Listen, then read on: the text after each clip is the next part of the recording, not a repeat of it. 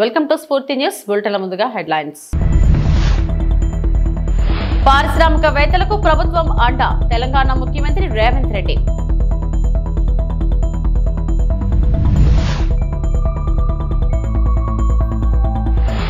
AP అభివృద్ధికి Singapore సహకారం. Minister Narayana.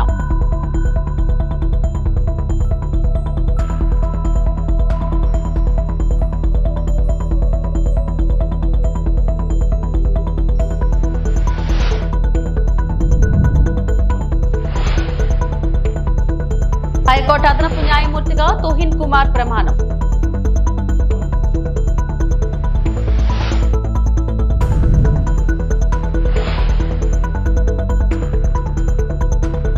పారిశ్రామికవేత్తలకు ప్రభుత్వం అన్ని వేళలా అండగా ఉంటూ పారదర్శకత, అభివృద్ధి, ఆవిష్కరణలకు అనువైన వాతావరణం కల్పిస్తామని ముఖ్యమంత్రి రేవంత్ రెడ్డి స్పష్టం చేశారు.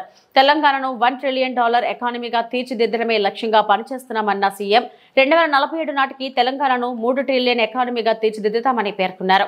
గచ్చిబౌలిలో ప్రముఖ ఫార్మా సంస్థ ఎలీ లిల్లీ ఏర్పాటు చేసిన గ్లోబల్ కేపబిలిటీ సెంటర్ ప్రారంభోత్సవ కార్యక్రమంలో పరిశ్రమలు, ఐటీ శాఖల మంత్రి శ్రీధర్ బాబుతో కలిసి ముఖ్యమంత్రి పాల్గొన్నారు.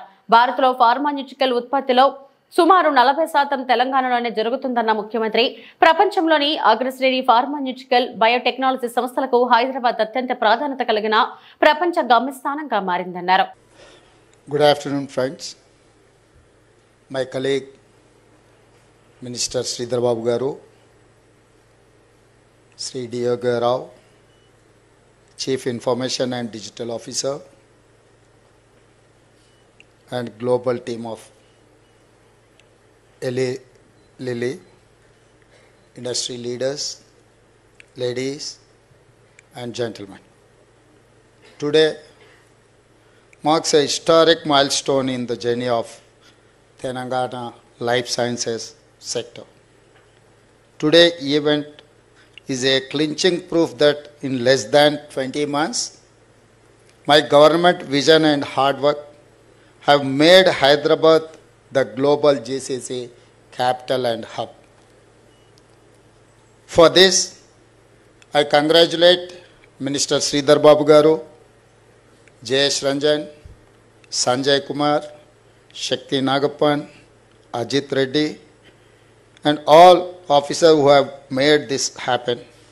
This is an important step towards achieving the Telangana Rising 2047 vision. Our plan is, we wanted to reach within 10 years $1 trillion economy. 2047, we wanted to reach $3 trillion economy. Government of India is focusing on 2047 for $30 trillion economy. I wanted to contribute from my state 10% of the Indian economy with your support.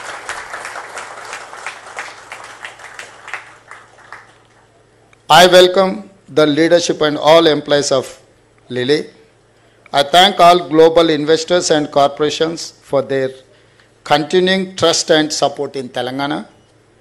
We are opening the new center of Lilly that will manage, lead and accelerate its global operations. భారత రాష్ట్ర సమితి అధినేత మాజీ CM KCR శత్రువులు చేసే వ్యాఖ్యలను MLC కవిత మరోసారి వల్లవేశారని మాజీ మంత్రి జగదీష్ రెడ్డి అన్నారు. ఆదివారం ఉదయం కవిత చేసిన వ్యాఖ్యలపై ఆయన స్పందించారు.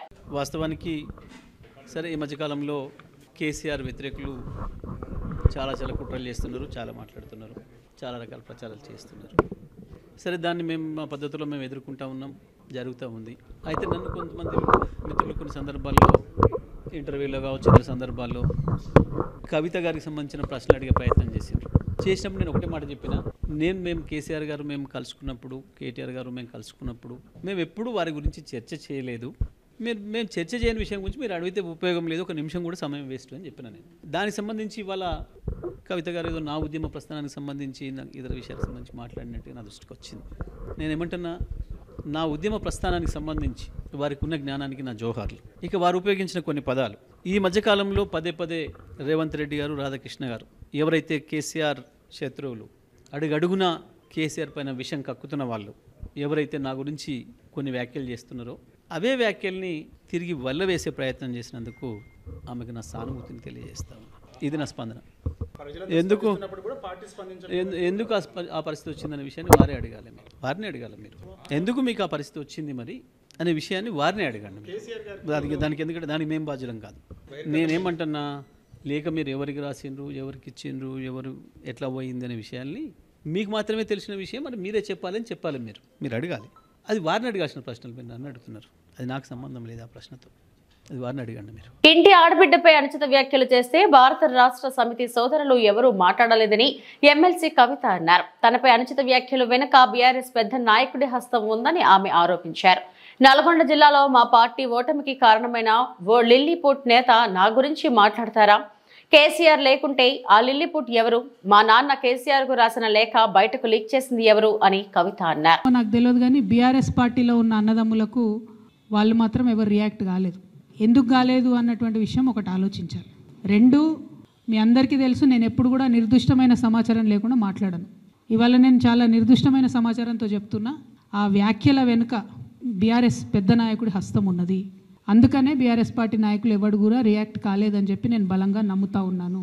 ఆ కుట్రలు చేసిన పెద్ద నాయకులు ఏమనుకుంటున్నారంటే, నా దగ్గర ఎవరో 10 మందిని పెట్టి నా దగ్గర జరిగే అంశాల సమాచారం ఎప్పటికప్పుడు తీసుకుంటున్నామని చావు తెలివితేటలు ప్రదర్శిస్తున్నారు.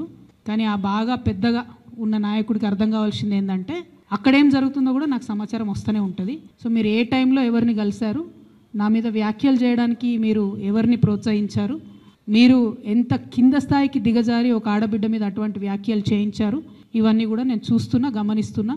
నేను బలంగా కర్మ సిద్ధాంతాన్ని నమ్ముతున్నా. నేను మళ్ళీ చెప్తున్నా, ఇవాళ మీరు నన్ను ఒంటరి చేసి ఏదో చేయాలని అనుకోవచ్చు, నా మీద ఇటువంటి వ్యాఖ్యలు చేపించి శునకానందం పొందొచ్చు టెంపరీగా, కానీ దేవుడు అనేవాడు ఉన్నాడు. ఖచ్చితంగా అది మీకు తిరిగి కొట్టే సమయం వస్తుంది. ఒకటి.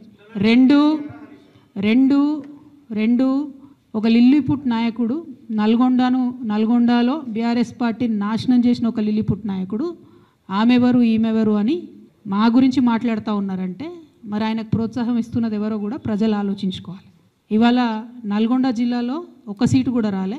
ఆయన సీటు సావు తప్పి కన్నులొట్టవైన చందంగా చివరి నిమిషంలో అనుకోకుండా గెలిచినటువంటి సీటు. ఎన్నడూ ప్రజా ఉద్యమాలు చేయలే. కేసీఆర్ గారు లేకపోతే మరి నువ్వెవరు? అది కూడా ఆలోచించుకోవాలి కదా. కేసీఆర్ గారు లేకపోతే బీఆర్ఎస్ పార్టీలో ఉన్న ఏ నాయకుడైనా ఎవరు? ప్రజలకు మనందరినీ పరిచయం చేసింది కేసీఆర్ గారే కదా. మనలో మనం కన్ఫ్యూజన్ ఉన్నప్పుడు ఇష్టం వచ్చినట్టు మాట్లాడుకోవచ్చా? ఈ లిల్లీపుట్ నాయకుడు మాట్లాడంగానే ఇంకో చిన్న పిల్లగాడు నిన్నగాక మొన్న మా పార్టీలోకి వచ్చిన వాళ్ళు కూడా ఎటుపడతట్టు మాట్లాడు. అసలు ఎవరు మీరు? మీకు తెలంగాణ ఉద్యమంతో సంబంధం ఏంది? స్థానిక ఎన్నికల్లో బీసీలకు 42% బీసీ రిజర్వేషన్లు సాధించే వరకు తన పోరాటం ఆగదని ఎమ్మెల్సీ కల్వకుంట్ల కవిత తేల్చి చెప్పారు. హైదరాబాద్ ధర్నా చౌక్ వద్ద తెలంగాణ జాగృతి యూపీఎఫ్ ఆధ్వర్యంలో బీసీ బిల్లు సాధన కోసం కవిత 72 గంటల నిరాహార దీక్ష చేపట్టారు.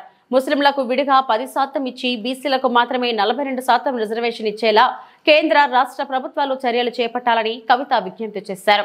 72 గంటల దీక్ష సమయంలోనే బీసీ రిజర్వేషన్ విషయంలో స్పష్టత ఇవ్వాలని, లేదంటే ఢిల్లీలో జంతర్ మంతర్ వద్ద దీక్ష చేపడతానని ఎమ్మెల్సీ స్పష్టం చేశారు. నాయకులు మరి ఇంకెన్ని రోజులు ఎన్నికలు ఆపుతారు? ఎన్ని రోజులైనా ఆపండి. ఏం అర్జెంట్ ఏముంది ఎన్నికలకు? ఇప్పుడు మీరు చేస్తున్నది ఏంది? 2 ఏళ్ల నుంచి సర్పంచ్లు ఉన్నారు ఊర్లలో, 2 ఏళ్ల నుంచి ఎంపీటీసీలు ఉన్నారు ఊర్లలో. ఏం జరుగుతుంది అక్కడ? ఏం అభివృద్ధి జరుగుతుంది? ఇదివరకు కేసీఆర్ గారి హయాంలో జరిగిన అభివృద్ధి ఇవాళ పల్లెలలో కొనసాగుతున్నదా? లేదు. ఏం అర్జెంట్ ఉంది అట్లాంటప్పుడు? ఎన్నికలు పెట్టే ముందు ఖచ్చితంగా మా బీసీలకు హక్కులు వచ్చిన తర్వాతనే ఎన్నికలు పెట్టాలని డిమాండ్ చేస్తా ఉన్నాం. మేము 72 గంటలు దీక్ష చేస్తాం. మేమే అన్నం తినం, మేమే నీళ్లు తాగం, 72 గంటలు ఈడ కూర్చుంటాం మా బీసీ బిడ్డల కోసం అంటే ప్రభుత్వం భయపడుతోంది, పర్మిషన్ ఇస్తలేదు. ఇవ్వాలంటే మనం 10 నుంచి 4 వరకే ఉండాలంట. నేను డిమాండ్ చేస్తా ఉన్నా, ఆనాడు ఉమ్మడి ఆంధ్రప్రదేశ్లోనే 48 గంటలు నిరంతర నిరాహార దీక్ష అంబేద్కర్ విగ్రహాన్ని అసెంబ్లీలో పెట్టడం కోసం చేసినాం. ఆనాడు ఉమ్మడి ఆంధ్రప్రదేశ్లో సమైక్యాంధ్ర పాలకులు కూడా పర్మిషన్ ఇచ్చిండ్రు. ధర్నా చౌక్ ఓపెన్ చేసినా అని చెప్పి ఢిల్లీలో గప్పాలు కొడతారు మన ముఖ్యమంత్రి గారు, కానీ మాకు పర్మిషన్ ఇవ్వడానికి ఎందుకు భయపడతా ఉన్నారు? మేము ఇప్పుడు మళ్ళీ డిమాండ్ చేస్తున్నాం ప్రభుత్వాన్ని, మాకు 72 గంటల निरंतर निराहार दीक्षा कोसम परमिशन इयाले। हम दिन में भी यहीं पे बैठेंगे, रात में भी यहीं पे बैठेंगे, लेकिन जिद नहीं छोड़ेंगे, पानी नहीं पिएंगे, खाना नहीं खाएंगे जब तक बीसी का बिल नहीं लाएंगे। వైసీపీ హయాంలో సింగపూర్ తో దెబ్బతిన్న రాష్ట్ర సంబంధాల పునరుద్ధరణకే ఆ దేశ పర్యటనకు వెళ్లామని మంత్రి నారాయణ మరోసారి స్పష్టం చేశారు. ఆ దేశ ప్రభుత్వం కూడా ఏపీ అభివృద్ధికి సహకరించేందుకు ముందుకు వచ్చిందన్న నారాయణ అక్కడి పెట్టుబడిదారులను విశాఖలో జరిగే పెట్టుబడిదారుల సదస్సుకు ఆహ్వానించామని చెప్పారు. విజయవాడలో స్వచ్ఛంద కార్పొరేషన్ ఆధ్వర్యంలో మున్సిపల్ కమిషనర్లు అధికారులకు నిర్వహించిన ఐఈసీ బీసీసీ వర్క్ షాప్ కు మంత్రి నారాయణ స్వచ్ఛంద కార్పొరేషన్ చైర్మన్ పట్టాభి హాజరయ్యారు. అక్టోబర్ 2 నాటికి 85 లక్షల టన్నుల చెత్తను తీసేసే కార్యక్రమం పూర్తి చేస్తామన్న నారాయణ అప్పటికి వచ్చే మరో 20 లక్షల టన్నుల చెత్తను డిసెంబర్ 31 నాటికి తీసేస్తామని చెప్పారు. రోజువారీ వచ్చే చెత్తను ఎప్పటికప్పుడు ప్రాసెసింగ్ చేసేందుకు ప్రాసెసింగ్ ప్లాంట్లను కూడా అక్టోబర్ 2 నాటికి ఏర్పాటు చేస్తామని తెలిపారు. 1-to-1 తర్వాత మీటింగ్స్ పెట్టారు, డిస్కస్ చేశారు. వాళ్ళందరినీ కూడా విశాఖపట్నంలో ఏదైతే మన యొక్క ఇండస్ట్రియల్ మీట్ జరగబోతుందో దానికి ఇన్వైట్ చేశారు రమ్మని. ఈ లోపల కూడా వాళ్ళు వర్కౌట్ చేసుకురమ్మన్నారు. మన అధికారులకు కూడా ఇండస్ట్రియల్ అధికారులకు కూడా యాక్చువల్గా ఇన్స్ట్రక్షన్ ఇచ్చారు. వాళ్ళతో కోఆర్డినేట్ చేసుకుంటూ ఏదైతే వాళ్ళు ఇక్కడ ప్లాంట్లు పెట్టగలరో వాళ్ళకి ఏం సపోర్ట్ చేయాలో దాని మీద డిస్కస్ చేసి మళ్ళీ ముఖ్యమంత్రి గారికి నివేదించమని వాళ్ళకి ఆదేశించారు. దాన్ని యాక్చువల్గా కంటిన్యూ చేయడం జరుగుతుంది.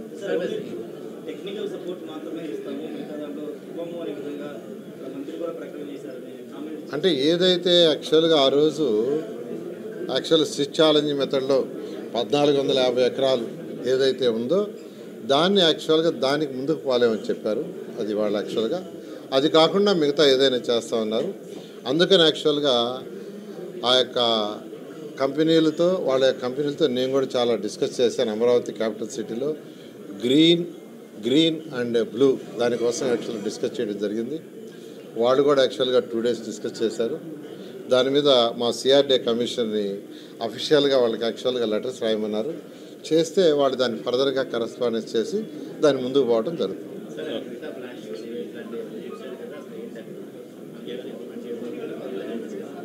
అంటే సింగపూర్లో ఎక్కువగా నేను కాన్సన్ట్రేషన్ చేసింది సాలిడ్ వేస్ట్, లిక్విడ్ వేస్ట్ అండి.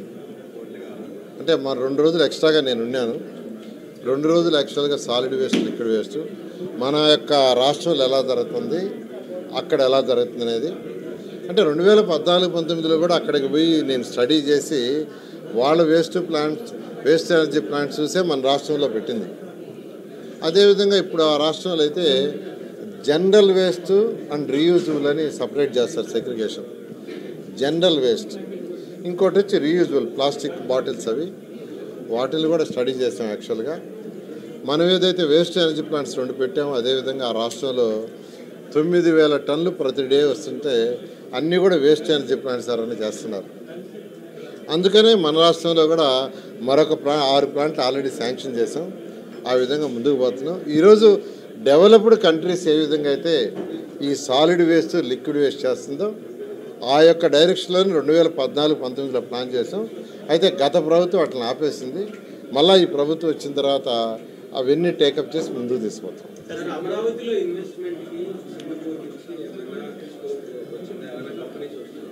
అంటే అనేక కంపెనీలు యాక్చువల్గా ముందుకు వచ్చినాయండి. ఏదేమైనా అఫీషియల్ ప్రాసెస్, అఫీషియల్ కరస్పాండెన్స్ జరగాల. అందుకని సిఆర్డీఏ కమిషనర్కి, ఇండస్ట్రీస్ డిపార్ట్మెంట్ వాళ్ళకి ముఖ్యమంత్రి గారు ఇన్స్ట్రక్షన్స్ ఇచ్చారు. మీరు కరస్పాండెన్స్ చేసి వాళ్ళని ఇన్వైట్ చేయండి, వాళ్ళని రమ్మన్నారు యాక్చువల్గా ముఖ్యమంత్రి గారు. దాని మీద చేస్తే అంటే వెంటనే అయిపోగానే జరగదు, ఇట్ టేక్స్ టైం. ఆ టైం ప్రకారం ముందుకు పడతారు. చాలా థ్యాంక్ యూ. హైకోర్టు అదనపు జడ్జిగా జస్టిస్ తుహిన్ కుమార్ గేదెల ప్రమాణ స్వీకారం చేశారు. తుహిన్ కుమార్ తో high court CJ justice Dhiraj Singh Thakur ప్రమాణం చేయించారు. దీంతో హైకోర్టు న్యాయమూర్తుల సంఖ్య 30కి చేరింది. తుహిన్ కుమార్ ఉమ్మడి శ్రీకాకుళం జిల్లా వీరఘట్ట మండలం కత్తులకవిటి గ్రామానికి చెందినవారు. తల్లిదండ్రులు సరోజిని నాయుడు, కృష్ణమూర్తి నాయుడు. తుహిన్ కుమార్ విశాఖపట్నంలో పాఠశాల విద్య, కృష్ణా కళాశాలలో ఇంటర్ చదివారు. లాసెట్ లో రాష్ట్ర స్థాయిలో 2వ ర్యాంక్ పొందిన తుహిన్ కుమార్ విశాఖ ఎన్బిఎం న్యాయ కళాశాల నుంచి 5 ఏళ్ల ఎల్ఎల్బి డిగ్రీ అందుకున్నారు. 1994 మార్చి 9న బార్ కౌన్సిల్లో న్యాయవాదిగా పేరు నమోదు చేసుకున్నారు. In exercise of the power conferred by Clause 1 of Article 224 of the Constitution of India, the President is pleased to appoint Sri Tuhin Kumar Gedela to be an additional judge of the Andhra Pradesh High Court for a period of 2 years, with effect from the date he assumed the charge of his office. His Excellence the Governor of Andhra Pradesh, as per GO RT number 255 Law LA and J SCM Department dated 3/8/2025, declared the powers to delegated the powers to Honorable Sri Justice Dheeraj Singh Thakur, the Chief Justice of the High Court of Andhra Pradesh, to administer the oath to Sri Tuhin Kumar Gedala, Additional Judge Designate. With the permission of my Lord, the Honorable the Chief Justice, I read out the government order. Under Article 219 of the Constitution of India, the Governor of Andhra Pradesh hereby appoints Honorable Sri Justice Dheeraj Singh Thakur, the Chief Justice, High Court of Andhra Pradesh, as the person before whom Sri Tuhin Kumar Gedala, who has been appointed as an Additional Judge of High Court of Andhra Pradesh, shall make and subscribe an oath or affirmation according to the form set out for the purpose in the third schedule to the Constitution of India before he enter upon his office. With the permission of my Lord, the Honorable the Chief Justice, may now I request Sri Tuhin Kumar Gedala. Pardon me, sir. With the permission of my Lord, the Honorable the Chief Justice, I read out the warrant of appointment issued by Her Excellency the President of India, appoints Sri Tuhin Kumar Gedala to be an Additional Judge of the High Court of Andhra Pradesh. I quote, by virtue of the power vested in me by Clause 1 of the Article 224 of the Constitution of India, I, Draupadi Murmu, President of India, do hereby appoint Sri Tuhin Kumar Gedala to be an Additional Judge of the Andhra Pradesh High Court for a period of 2 years with effect from the date he assumed charge of his office. Given at Rashtrapati Bhavan, New Delhi, this first day of August in the year 2025, 10th Shravan 1947, Saka, in the 76th year of Republic of India. Signature, President of India. I unquote. May I now request my Lord, the Honorable the Chief Justice, to administer the oath. వెంకటాచలంలోని కార్యాలయంలో AMC chairman గా గాలి Ramakrishna Reddy, vice chairperson అరుణమ్మతో పాటు డైరెక్టర్లుగా బాధ్యతలు చేపట్టారు. ఈ కార్యక్రమానికి సర్వేపల్లి శాసనసభ్యులు సోమిరెడ్డి చంద్రమోహన్ రెడ్డి ముఖ్య అతిథిగా విచ్చేశారు. ఈ సందర్భంగా ఎమ్మెల్యే సోమిరెడ్డి మాట్లాడుతూ రైతులు పండించిన పంట నిల్వ కోసం ఏఎంసీ ద్వారా గోదాముల నిర్మాణానికి కృషి చేస్తామన్నారు. ఎస్ వసూలు ద్వారా గత ఏడాది సర్వేపల్లి ఏఎంసీకి 2.30 కోట్ల ఆదాయం వచ్చిందని, ఆత్మహత్యలకు పాల్పడుతున్న వారిలో ఎక్కువ మంది రైతులే ఉండటం ఆందోళన కలిగించే అంశమని, ప్రభుత్వం, ప్రజాప్రతినిధులు, అధికారులు ఎవరైనా సరే రైతు ప్రయోజనాలపై ప్రత్యేక దృష్టి సారించాలని అన్నారు. సర్వేపల్లి అగ్రికల్చర్ మార్కెట్ కమిటీ, వ్యవసాయ కమిటీ చైర్మన్ రామకృష్ణారెడ్డి గారు, వైస్ చైర్మన్ అరుణమ్మ, అందరూ మెంబర్స్ ప్రమాణ స్వీకారం చేశారు. ఫైనల్గా ఏంటంటే market committee cess collections last year 2,30,00,000 వచ్చింది. సర్వేపల్లి నియోజకవర్గానికి 2,30,00,000 వచ్చింది. యాక్చువల్గా 2% లెక్క వేసుకుంటే పుట్టికి 380 రూపాయలు అవుతుంది. అట్లీస్ట్ 1,00,000 పుట్లు అయితే 1,00,000 ఎకరాలు అయితే 4,00,000 పుట్లు వస్తుంది. దాని దామాషా వేసుకుంటే 2% అగ్రికల్చర్ మార్కెటింగ్ సెస్ 15 కోట్ల చిల్లర రావాలి. అయితే రైతులు నేరుగా ట్రాక్టర్లో తీసుకుపోయినప్పుడు వాళ్ళు పే చేయటం లేదు. బయట ఎంఎస్పీకి పోయినా, బయట మార్కెట్కి పోయినా ఆ 2% కలెక్షన్ వచ్చినప్పుడు కనీసం 50% అన్నా రావాలి. 7-8 కోట్లు కూడా రాకుండా 2,30,00,000, 1,30,00,000, 1,60,00,000 ఇట్లా వస్తుంది. ఇప్పుడు 21-23 సంవత్సరం 1,61,00,000 వచ్చింది. 23-24 1,84,00,000 వచ్చింది. లాస్ట్ ఇయర్ 2,30,00,000 వచ్చింది. ఇప్పుడు 10 మంది అవుట్సోర్సింగ్ సిబ్బంది ఉన్నారు. మెయిన్ ఆఫీస్ స్టాఫ్ ఇద్దరే ఉండాలి. యాక్చువల్గా 10 మంది ఉండాలా, 8 వేకెన్సీలు ఉన్నాయి, అంటే ఉన్నాయి. అవన్నీ ఫిలప్ చేసుకోవాల్సిన అవసరం ఉంది. దీన్ని స్ట్రెంగ్తన్ చేసుకోవాలి. ఇప్పుడు 2,70,00,000 మేము మార్కెటింగ్ ఫండ్స్లో గ్రావెల్ రోడ్స్ అన్ని శాంక్షన్ చేస్తాం. ఇంకా అప్రూవల్ రావాలి. ఇటువంటి రైతులకు సంబంధించి దారి డొంకలు ఆ పొలాల్లోకి ఈ ఫండ్స్ నుంచి ఖర్చు పెట్టిన అవకాశం ఉంటే రైతుల దగ్గర 2% కలెక్ట్ చేసి వాళ్ళకే ఖర్చు పెడతాం. వాళ్ళ గురించి ఆలోచిస్తాం. మన టైంలో ఏంటంటే 14-19 మధ్య అక్కడ పొదలకూరులో కూడా మార్కెట్ యార్డు భారీగా నిర్మాణం చేశాం. ఆల్మోస్ట్ ఇప్పుడు 47 కోట్లు ఉన్నాయి. నిమ్మకాయలు సేల్ చేసే కోట్లు. వాటికి కావాల్సిన compound wall, buildings, cement flooring అన్నీ చేయించాం. ఏదైనా రైతుల గురించి ప్రతి క్షణం ఎవరైనా సరే ఎమ్మెల్యేలైనా అధికారులైనా మంత్రులైనా ప్రభుత్వం అయినా ప్రత్యేక శ్రద్ధ తీసుకోవాల్సిన అవసరం ఉంది. ఈరోజు వ్యవసాయం చేసే రైతులకి ప్యాడీ వరి సేద్యం చేసే రైతులకి అతి కష్టం మీద 25,000 30,000 ఎకరానికి మిగులుతుంది. అందుకంటే మిగలటం దేశంలో రాష్ట్రంలో ఆ వ్యవసాయం చేసే రైతులే ఆత్మహత్యలు చేసుకుంటారు. ఆత్మహత్యలు ఎవరి అంటే రైతులు. ఆ పరిస్థితి ఉంది. అందుకని ప్రతి క్షణం కేంద్ర రాష్ట్ర ప్రభుత్వాల దగ్గర నుంచి ప్రజాప్రతినిధుల దగ్గర నుంచి కింద వరకు రైతుల సంక్షేమం గురించి ఆలోచించాల్సిన బాధ్యత ఉంది. ఈ మార్కెట్ కమిటీ రివైవల్ కూడా ప్రయత్నం చేస్తాము. వైసీపీకి బహిరంగ చర్చకు సిద్ధమా అంటూ కూటమి నేతలు విసిరిన సవాల్ ప్రస్తుతం హాట్ టాపిక్ గా మారింది.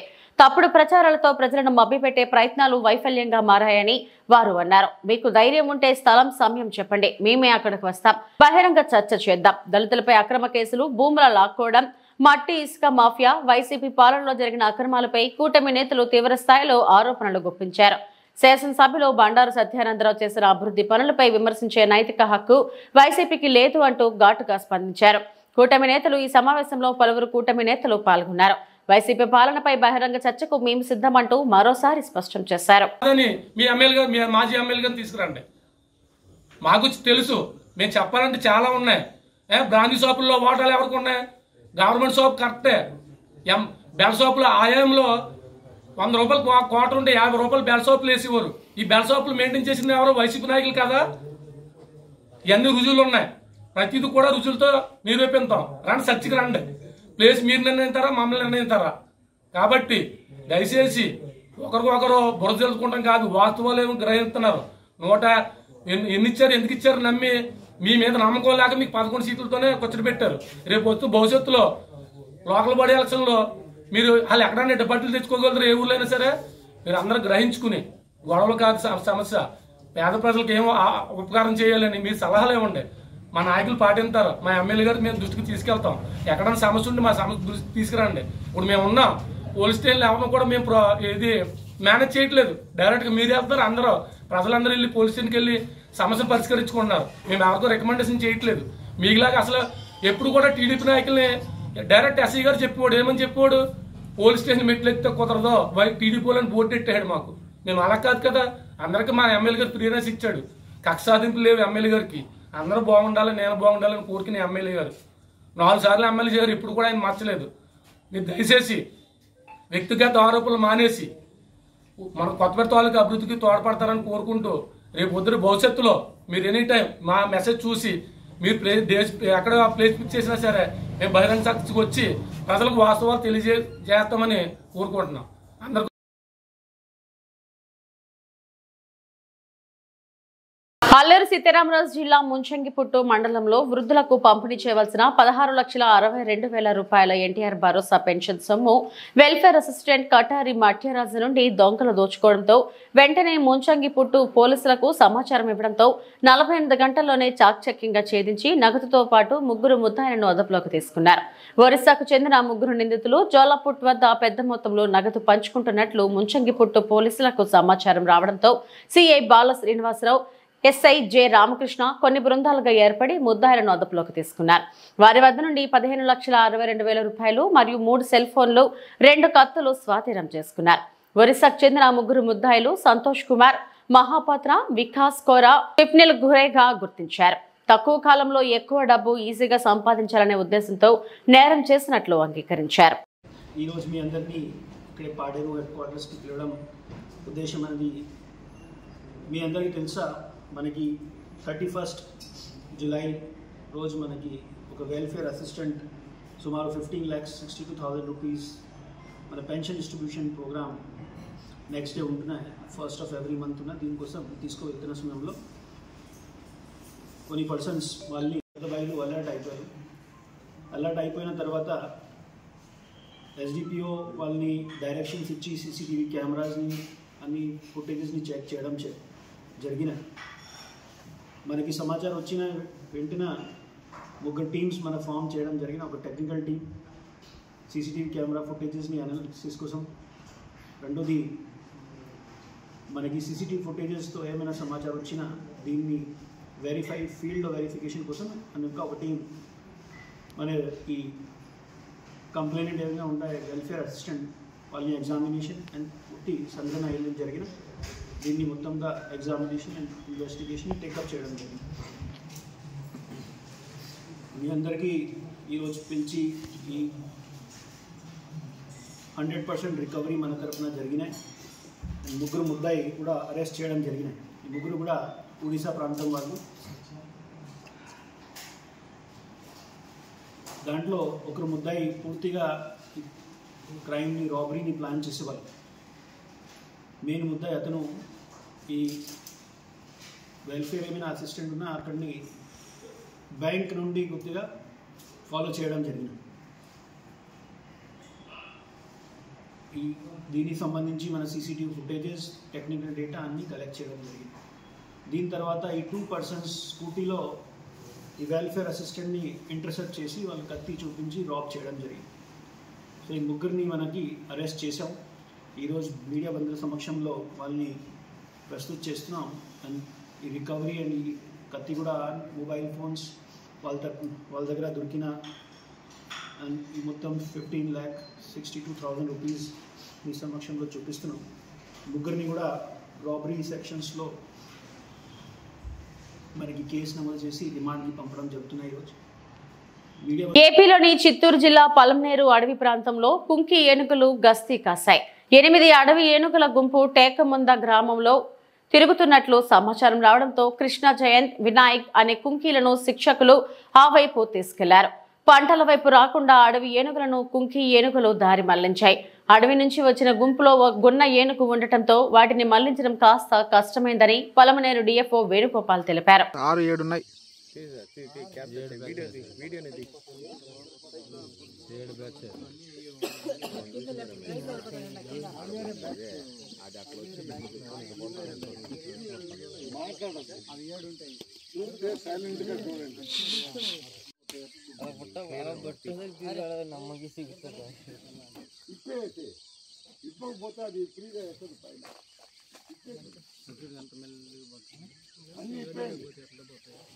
మెట్ట కదరా